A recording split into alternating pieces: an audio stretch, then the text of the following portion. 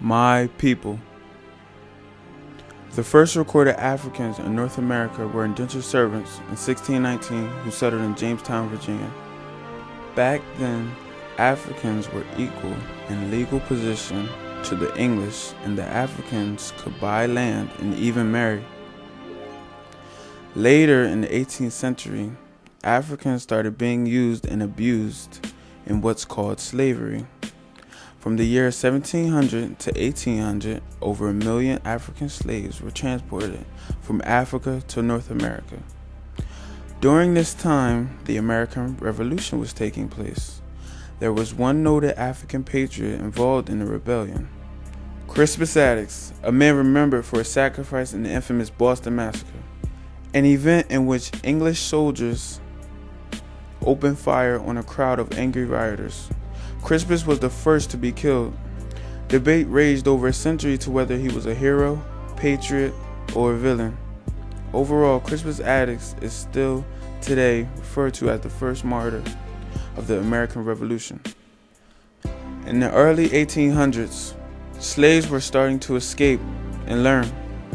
Among these escapees was abolitionist Harriet Tubman, who created a safe escape route known as the Underground Railroad for runaway slaves. Laws were created in the U.S. to go after and capture these slaves. The Underground Railroad led to the only free place in North America, Canada. It was said that Harriet helped free over 100,000 slaves. Meanwhile, in the U.S. government, another great war was about to take place. In the late 1800s, slaves started to die out north of the Mason-Dixon line. Now all different parties in government were arguing over the issue of slavery. Southern Democrats thought slavery was as natural as breathing, while Northern Republicans thought it was just wrong. Former slaves who got educated, like the famous Frederick Douglass, fought hard for slavery to be abolished. It wouldn't take long for our nation's greatest president to take a side in all this.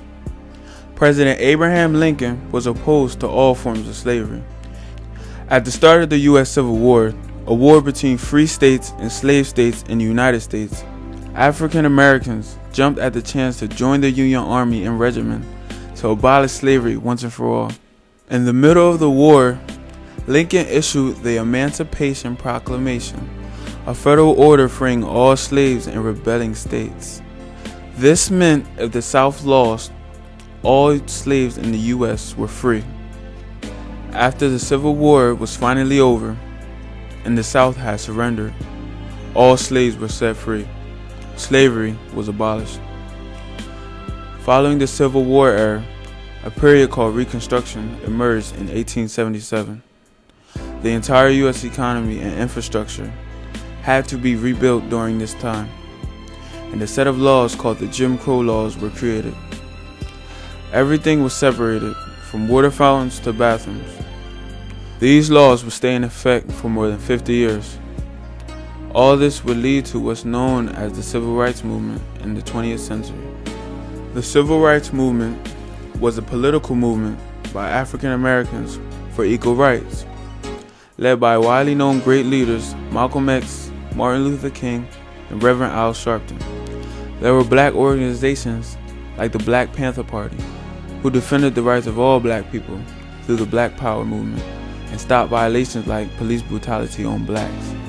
They wanted to eliminate all of black poverty and gain equal rights for all African Americans. In 1968, Martin Luther King was gunned down at a motel in Memphis, Tennessee. This marked the end of the movement. Black stars started to emerge victorious in the United States. Black people started to take over since then, like in Hollywood, with Halle Berry, Will Smith, Michael Jackson, Diana Ross, and Denzel Washington, all the way up to the present time, 2009. We've come a long way. One of our greatest achievements is the election of our first black president of the United States, Barack Hussein Obama. Even now, though we are struggling as a people, there's poverty, unemployment, and violence. But I believe, as MLK said, we will make it to the mountaintop.